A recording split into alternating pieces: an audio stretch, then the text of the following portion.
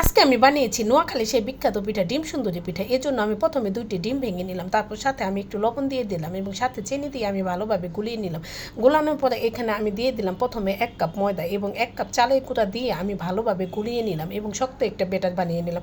এখানে এই শক্ত ব্যাটার নরম করার জন্য আমি দিয়ে দিলাম 1 গ্লাস দুধ। দুধ দেওয়ার পর আমি হাত দিয়ে ভালোভাবে চেটকে এভাবে নরম একটা ব্যাটার বানিয়ে নিলাম। এখন নিয়ে অন্য একটা বাটি নিলাম, বাটির মধ্যে আমি একটা ডিম ভেঙে দিয়ে একটু লবণ দিয়ে ভালোভাবে ফেটিয়ে নিলাম। তারপর কড়াইতে দিয়ে দিলাম সেই ডিমটা আমি সুন্দর করে ভেজে গুলিয়ে রাখা সেই বেটারের মধ্যে চুবিয়ে আমি তেলের মধ্যে দিয়ে দিলাম। তেলের মধ্যে দিয়ে এটাকে উল্টিয়ে আমি ভালোভাবে ভেজে নিলাম।